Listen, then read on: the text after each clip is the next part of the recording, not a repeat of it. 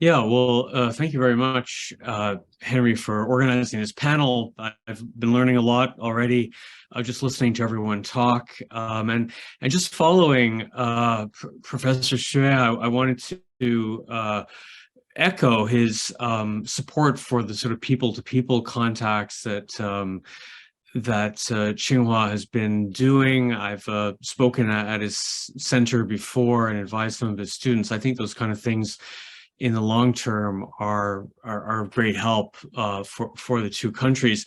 I think in the shorter immediate term, if we're thinking again to Bali and whether the meeting there will be a turning point or not, I would say, and just to sort of keep it brief, I think it really depends on domestic politics in both countries. And I think if we look at both countries, there's been some changes over the past few months, especially the midterms in the United States, which puts the House under Republican control.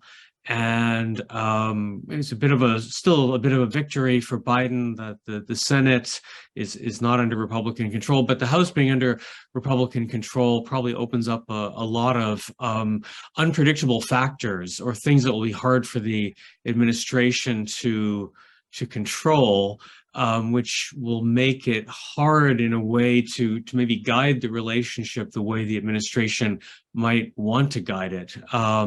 It wouldn't surprise me. Some of the people in the House have called for investigations into the origins of COVID and things like that. Now, it's hard to know if this was just election campaign rhetoric or whether they'll actually do things like that. But I can imagine sort of initiatives and coming from a Republican-led House that would be difficult for improving or for keeping the relation on some sort of an improving path. And I know that I think, from the administration's point of view, they often will say, well, we can't control the House. And for example, we couldn't control Pelosi going to Taiwan or not.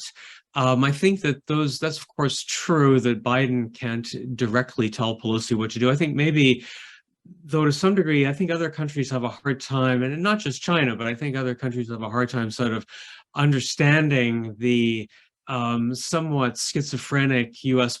Political system where you have, the administration doing one thing, other parts of government doing other things. I think one thing that would help would be if the administration took clearer positions on these. And so in the case of Pelosi's visit, for example, not really signaling whether they were for or against it, that might have helped, indicate where the administration stood on some of this. And this will also be a challenge going forward with the Republican-led House. On the Chinese side, we've seen, of course, after the 20th Party Congress, Xi Jinping in a stronger position perhaps than before, taking a third term as General Secretary. And recently, with the relaxation of the COVID policy, there's perhaps some other steps on the domestic front that would also help the bilateral ties. I mean, obviously, relaxing the COVID restrictions helps on a technical point of view. Getting into China becomes a lot easier. That goes without saying.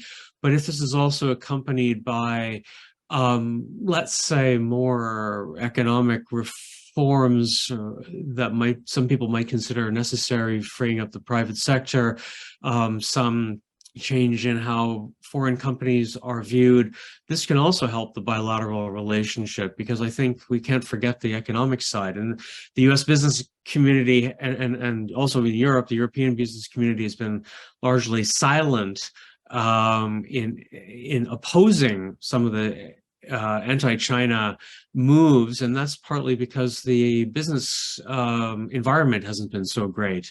So if there are some reforms or measures taken on the Chinese side that could also help bolster China-U.S. relations, even if it's not directly in diplomatic efforts and that sort of thing. So I think those sort of political moves are vital. And I think maybe one of the problems is that perhaps neither side wants to take action for fear of looking like they're moving first, or that they're maybe looking weak or something like that.